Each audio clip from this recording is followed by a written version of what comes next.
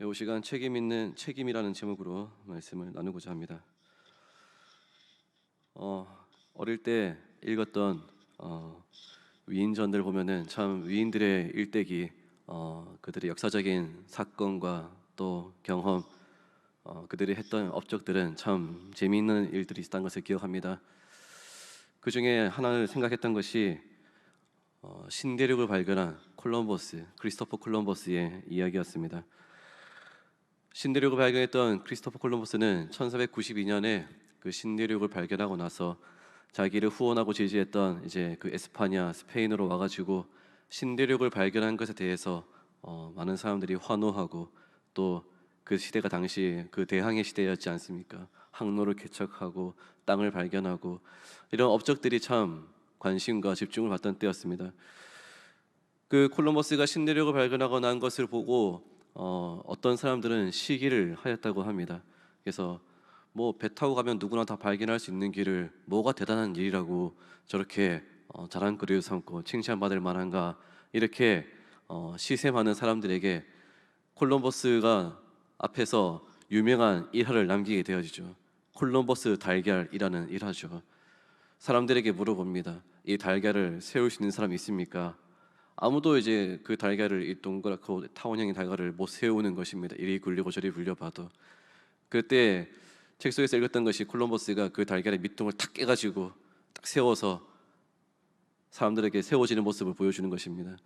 그제서야 사람들이 아니 그렇게 하면은 누구나 다 하지 이렇게 따지자 콜럼버스가 말했다고 하죠.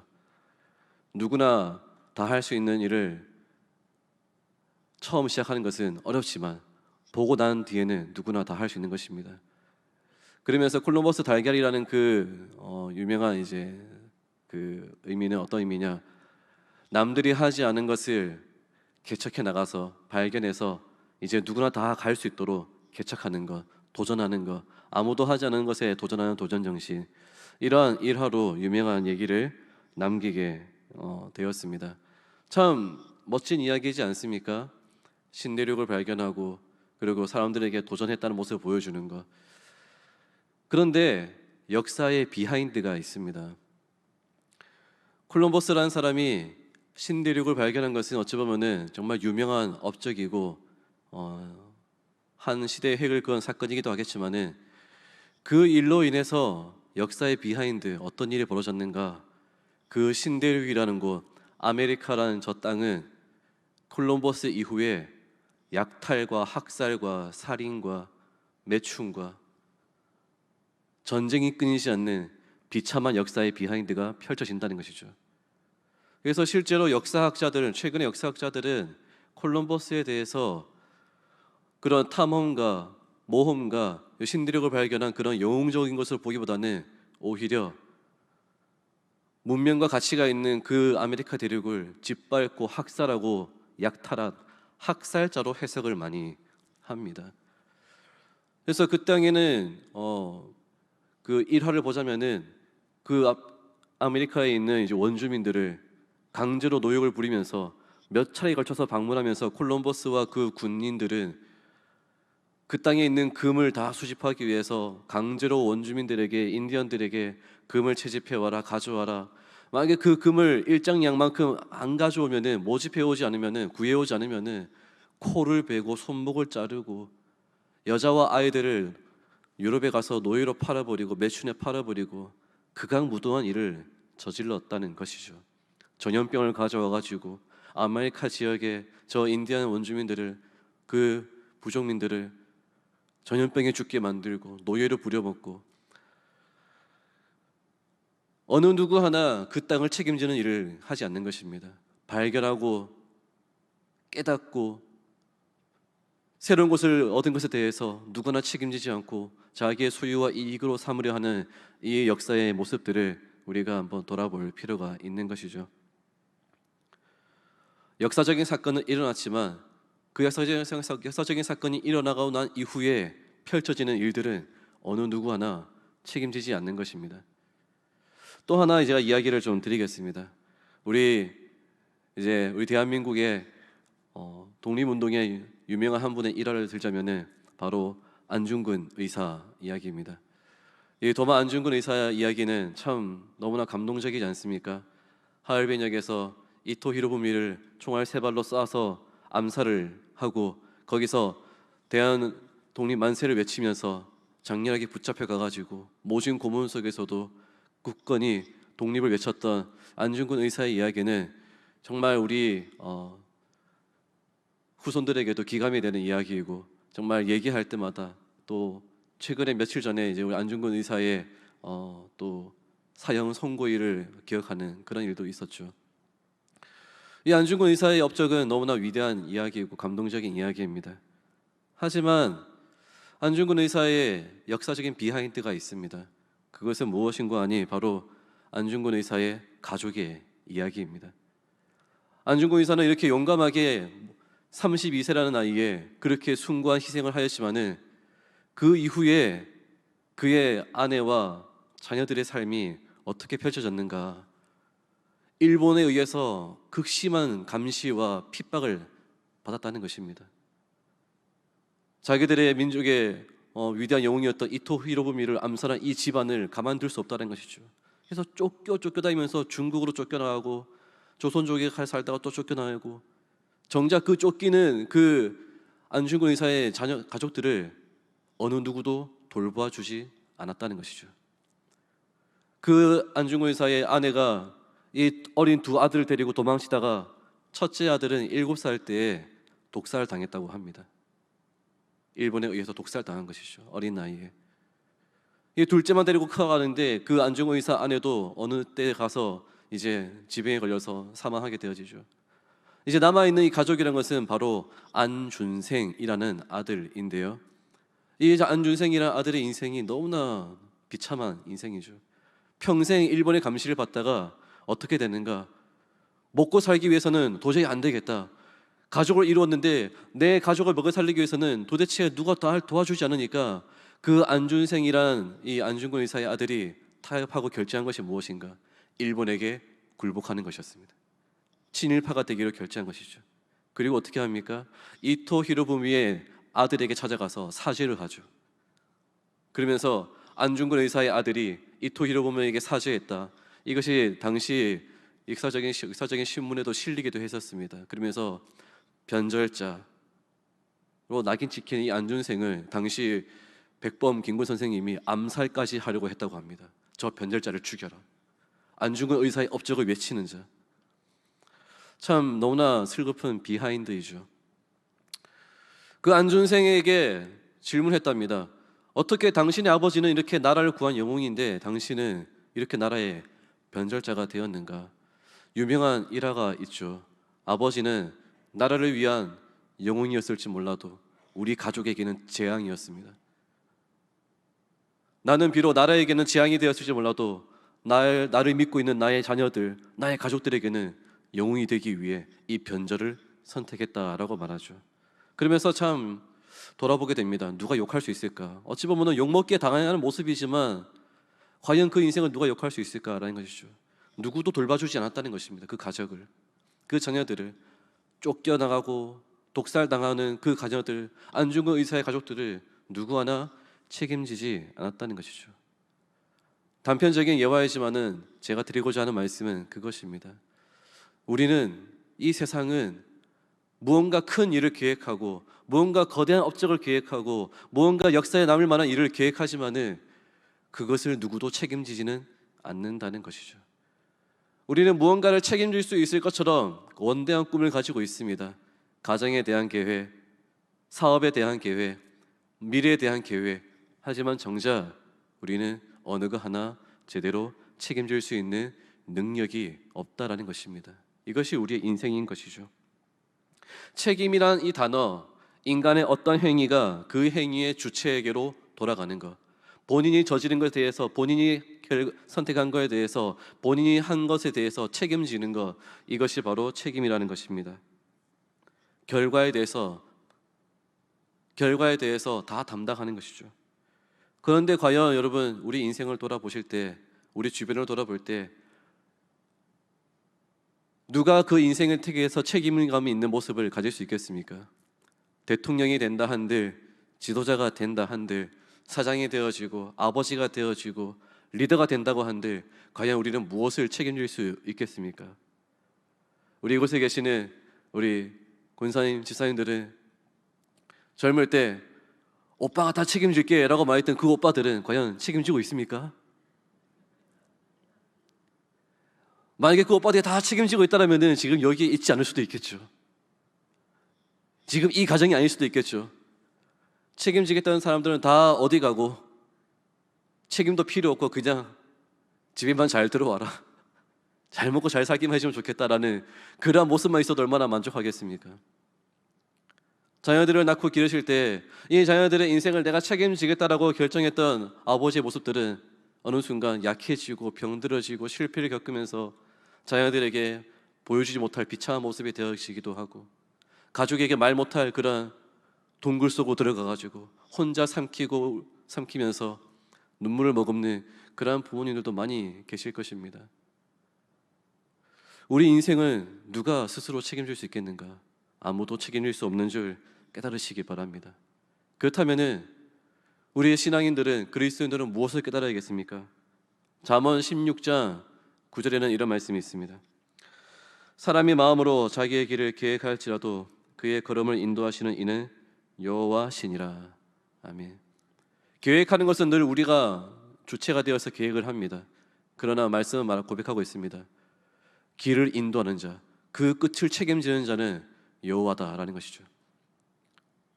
우리가 책임질 수 없다는 것입니다. 내일조차 알 수 없는 우리가 어떻게 이 길을 계획한 대로 걸어가겠습니까? 그 걸음을 인도하는 자, 걸음을 인도한다는 것은 책임진다는 것입니다. 하나님께서 책임지는 줄 믿으시기 바랍니다. 시편 146편 3절에서 5절 말씀 우리 같이 함께 읽어보겠습니다. 시작.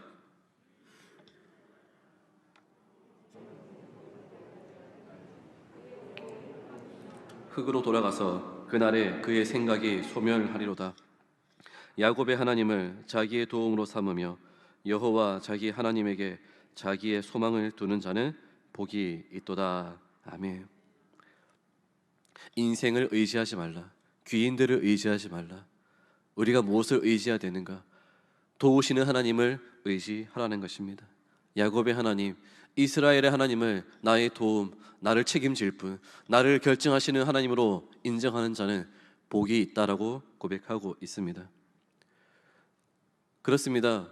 우리의 인생, 이 나라의 역사의 흐름, 온 땅에 나아갈 길 누가 책임지는가? 성경은 고백하고 있습니다. 만물의 주권자 하나님, 여호와 하나님께서 책임지는 줄 믿으시기 바랍니다. 그 하나님께서 역사를 주관하신다고 우리가 고백하고 있습니다. 그렇다면은 우리는 아무것도 책임질 수 없고 하나님께서 다 책임지시는 것이라면은 교회가 책임져야 할, 성도가 책임져야 할, 우리가 책임져야 할 한 가지는 무엇인가? 역사를 주관하시는 하나님, 만물을 다스리시는 하나님께서 우리에게 요구하시는 한 가지 책임이 있습니다. 그것이 바로 오늘 본문 말씀에 있는 것이죠. 솔로몬에게 나타나셔서 하나님께서 말씀하시는 것이 이 성전에서 하는 기도에 내가 귀를 기울이리라. 나의 눈과 나의 시선이, 나의 마음이 여기에 있다. 하나님은 솔로몬이 했던 기도를 다 들었다고 말하고 있습니다. 솔로몬이 어떤 기도를 했는지 아십니까? 역대하 6장에 보시면 솔로몬이 주는 이 성전에서 기도하는 기도에 귀를 기울이사 백성들의 길, 우리의 길, 역사의 길을 인도하여 주옵소서. 솔로몬은 깨달았고 고백하였던 것이죠. 아무리 지혜가 많다 한들, 아무리 재물이 많다 한들 이 나라를 이끄는 것은 내 힘이 아니라는 것입니다. 하나님께 있다는 것이죠. 그래서 솔로몬은 성전에서 고백합니다. 여호와 하나님 귀를 기울여 주십시오. 주권자 하나님 들어주십시오. 책임지시는 하나님께서 우리의 기도를 들으사 인도하여 주옵소서라는 것이죠. 책임지시는 하나님께서 교회에게 요구하는 것은 한 가지라는 것입니다. 기도하라라는 것이죠. 내가 너희를 책임지는 것을 안다면 너희가 해야 될 것은 기도라는 것입니다. 책임지시는 하나님 앞에서 우리가 할 수 있는 유일한 책임은, 교회의 책임, 성도의 책임은 기도하는 것입니다. 역사의 흐름 앞에 기도하는 것입니다. 우리가 나아가야 할 길을 두고 기도하는 것입니다. 우리에게 주어진 모든 문제와 벌어진 피할 수 없는 이 아픔과 고통 속에서 우리가 교회가 가져야 할 책임은 오직 한 가지, 주권자 되시고 주권하시는 하나님 앞에 기도하는 것이라는 것이죠. 역대하 7장 15절 16절 우리 오늘 본문 말씀 다시 한번 같이 함께 읽어보겠습니다. 이제 이곳에서 하는 기도에 내가 눈을 들고 귀를 기울이리니 이는 내가 이미 이 성전을 택하고 거룩하게 하여 내 이름을 여기에 영원히 있게 하였음이라. 내 눈과 내 마음이 항상 여기에 있으리라. 아멘. 책임지시고 다스리시고 길을 인도하신 하나님께서는 혼자 하지 않으시고 우리의 기도를 들으시고 운행하신다는 것입니다. 교회의 기도, 성도의 기도, 성도들의 기도를 들으시고 역사하신다는 것입니다. 이사야 56장 7절 말씀에는 이렇게 기록되어 있습니다. 내가 곧 그들을 나의 성산으로 인도하여 기도하는 내 집에서 그들을 기쁘게 할 것이며 그들의 번제와 희생을 나의 제단에서 기꺼이 받게 되리니 이는 내 집은 만민이 기도하는 집이라 일컬음이 될 것임이라. 하나님께서 택하신 이 성전은 모든 만민이 기도하는 집이 된다는 것입니다. 즉 만물을 주관하시고 역사를 다스리신 하나님 앞에 누구나 나와서 기도할 수 있도록 하나님께서는 이 성전을 세우셨다는 것입니다. 내가 책임질 수 없는 이 인생, 하나님께서는 고백하는 것입니다. 너희를 책임지는 나 여호와 앞에 나와서 기도해라. 누구나 나에게 와서 다 기도해라. 예수님께서도 고백하셨죠. 마태복음 21장 13절에 그들에게 이르시되 기록된 바 내 집은 기도하는 집이라 일컬음을 받으리라 하였거늘. 예수님께서는 이 성전을 보시면서 이 성전은 누구나 찾아와서 책임지시는 하나님, 역사하시는 하나님, 주권자 되시는 하나님 앞에 나와서 다 기도해야 될 집인데 강도의 속을, 장사치, 정치인들 속을, 자기 인간의 사리사욕을 채우는 기도하는 집이 아니라 인간의 욕심과 인간의 탐욕과 인간의 분쟁이 가득한 곳으로 만들어버린 이것을 예수님께서는 다 치워버린 것이죠. 내 집은 기도하는 집이다. 너희들이 주인이 아니다. 너희들이 이래라 저래라 할 수 없다. 너희들이 죄 사함에 대해서 명할 수 없고 너희들이 예배에 대해서 지시할 수 없고 너희들이 예배할 수 있는 자격에 대해서 뭐라 할 수 없다. 누구나 다 하나님께 나와서 기도할 수 있는 곳, 이곳이 바로 성전이다라는 것이죠. 왜 그렇습니까? 누가 누구를 책임질 수 없는 것입니다. 죄인이 죄인을 책임질 수 없는 것이죠. 오직 책임을 지시는 분은 여호와 하나님, 아버지 하나님 한 분밖에 없기 때문인 것입니다. 에스겔 36장 37절에 저는 이렇게 말씀하고 있습니다. 같이 함께 읽어보겠습니다. 주 여호와께서 이같이 말씀하셨느니라. 그래도 이스라엘 족속이 이같이 자기들에게 이루어지기를 내게 구하여야 할지라. 아무리 하나님의 큰 계획이 있고 하나님의 역사의 계획이 있다 할지라도 하나님이 말씀하고 있습니다. 구하지 않으면 내가 일하지 않으리라. 이스라엘이 구하지 않으면, 내 백성이 구하지 않으면 내가 그들을 사하고 용서하고 풀어주지 않겠다라는 것이죠. 아무리 하나님께서 하나님의 능력이 있어서 역사할 수 있다 할지라도 하나님은 구하라라고 말씀하고 있습니다. 구하는 것, 기도하는 것, 엎드리는 것, 하나님의 이름을 구하고 하나님의 역사를 구하고 하나님의 은혜를 구하는 것, 이것이 교회가 짊어져야 할 책임인 것입니다. 우리는 누군가를 책임지는 것이 아닙니다. 우리는 누군가에게 도움을 주는 것이 아닙니다. 도움을 줄 수 있는 하나님께 구해야 된다는 것이죠. 도움을 줄 수 있는 하나님께 간구해야 한다는 것입니다. 이 땅에 오셨던 우리 예수님께서도 사역을 행하실 때 병자들을 치유하시고 죄인들을 죄 용서하시고 귀신들을 쫓아내시고 배고픈 성도들을 먹이실 때 결코 그분의 스스로의 능력과 힘으로 하지 않았습니다. 하늘을 우러러 기도하시고 하나님께 간구하여 엎드리고 산에서 기도하고 내려와서 예수님께서 했던 것은 무엇입니까? 치유하고 고치고 귀신들을 쫓아내고 먹인 것입니다. 제자들이 와서 묻습니다. 어떻게 하면 주님 우리도 그렇게 할 수 있습니까? 어떻게 이런 역사가 나타날 수 있습니까? 예수님께서는 가르쳐 주셨죠. 기도 외에는 방법이 없다. 기도 외에는 방법이 없다. 예수님께서도 자신의 능력으로 행한 것이 아니라 하나님께 기도하고 간구했다는 것입니다. 다스리시는 하나님, 어둠의 권세를 깨뜨리시는 하나님, 만물을 다 붙드시는 하나님, 고치시고 치유하시는 하나님 앞에 예수님께서도 간구하였다는 것입니다. 책임은 하나님께 있으니 우리는 그저 기도하는 것밖에 없다는 것이죠. 기도 외에는 다른 방법이 없다는 것입니다. 시편 37편 5절 말씀에서는 우리에게 복이 되는 참 좋은 말씀이 있습니다. 같이 함께 읽어보겠습니다. 내 길을 여호와께 맡기라. 그를 의지하면 그가 이루시고. 아멘. 하나님께 맡기고 기도하시기 바랍니다. 하나님께 맡기고 구하시기 바랍니다. 우리가 지금 우리 한국 교회가 어떤 처지와 어려움이 있는지 보고 있다라면은 우리 존경하는 장로님들 어떤 책임을 지겠습니까? 하나님께 기도하는 자리에 나아가셔서 한국 교회를 위해서 기도하는 책임 감당하시기 바랍니다. 일터에 있는 그리스도인들, 일터에 있는 성도들이 어떻게 하면 세상에 타협하지 않고 거룩하고 정결한 삶을 살아가면서 세상의 물질에 넘어가지 않고 순종의 길을 가겠습니까? 그들의 선택과 책임을 누가 지겠습니까? 하나님이 지시는 줄 깨닫고 있다라면 우리 존경하는 안수 이사님들 더욱더 하나님 앞에 나와 기도하시기 바랍니다. 이 세대의 직장 그리스도인들이 어떻게 거룩하게 살아야 될까? 사람의 말과 방식으로 되는 것이 아닙니다. 세상의 법과 원칙으로 되는 것이 아닙니다. 하나님 앞에 기도하고 맡겨야 한다는 것입니다. 고통받는 가정들, 불우한 가정들, 관계가 어렵고 힘들게 깨어지는 가정들, 연약한 성도들, 아픈 이웃들을 위해서 어떻게 하겠습니까? 누가 그들을 치유하고 위로해주고 격려해줄 수 있겠습니까? 사랑하고 존경하는 권사님들, 하나님께 나와 기도하시기 바랍니다. 책임지신 하나님께 나와 기도하시기 바랍니다. 우리가 다 찾아갈 수 없는 그 아픈 현장 속에 하나님께서 역사하실 것을 믿고 기도하는 것, 이것이 바로 우리가 해야 될 책임이요, 교회가 짊어져야 할 책임이요, 성도의 책임이요, 교회의 자리인 줄 믿으시기 바랍니다. 한국 교회의 등불이 되었던 주기철 목사님은 신사참배를 반대하고 일본 순사대에 잡혀서 감옥에서 7년간 모진 고문을 당했다고 말합니다.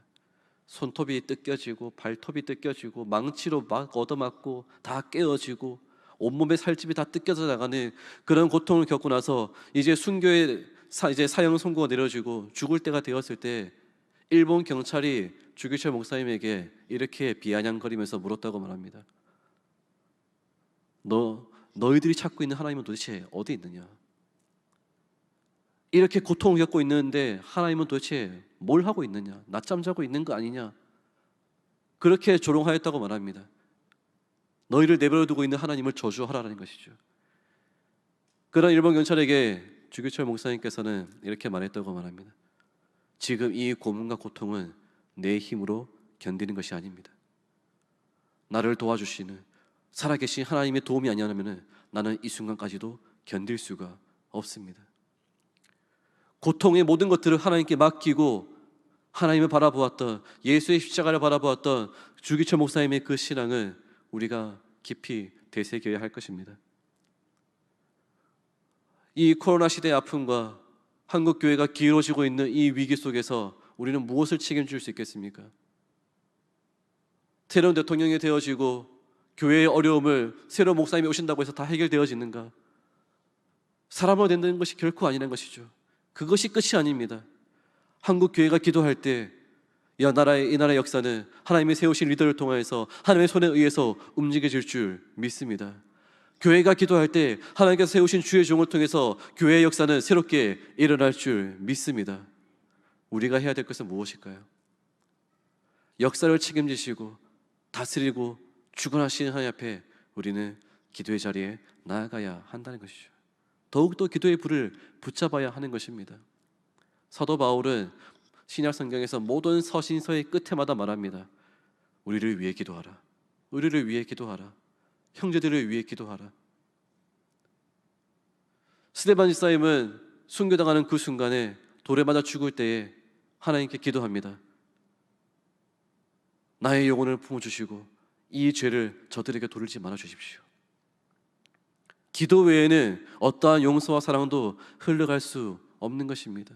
기도 외에를 기도하지 않고서는 하나님께서는 이 땅을 긍휼히 여기지 않는 것입니다. 말하고 있습니다. 내 백성이 돌아와서 나에게 엎드려 회개하고 자복하고 겸손히 엎드려 기도하면은 내가 그 땅의 모든 메뚜기, 모든 아픈 고통을 내가 다 씻겨주리라. 책임을 지시는 하나님 앞에서 하나님께서 기다리고 계시는 것 한 가지, 책임지시는 하나님이 머뭇거리면서 침묵하시면서 유일하게 기다리고 있는 한 가지가 있다면 바로 그것은 교회의 기도, 성도의 기도라는 것입니다. 우리 성광교회가 바로 그러한 기도의 자리를 채워나갈 때 하나님께서 이 땅을 사랑하시고 아픔을 치유하시고 우리 성광교회의 성도들을 또한 돌봐주시고 또 우리 교회가 기도하는 나라와 민족과 열방을 위한 모든 기도 가운데 하나님께서 응답하시고 역사하실 줄 믿습니다. 기도하는 성광교회 되기를, 기도하는 우리 장로님 권사님 지사님들 되기를 축복합니다. 우리 함께 기도해라는 찬양 드리고 같이 기도하겠습니다.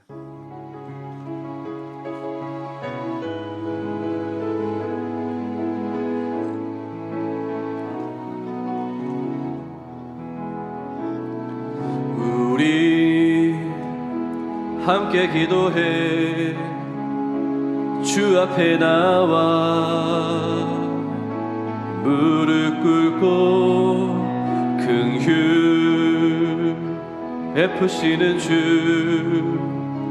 하늘을 향해 두 손 들고 하늘 문이 열리고 그대의 비추기 이 땅 가득 내리도록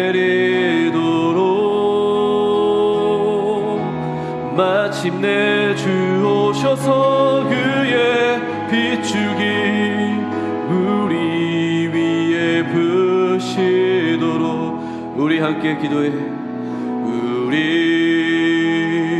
함께 기도해 주 앞에 나와 무릎 꿇고 긍휼 베푸시는 주 하늘을 향해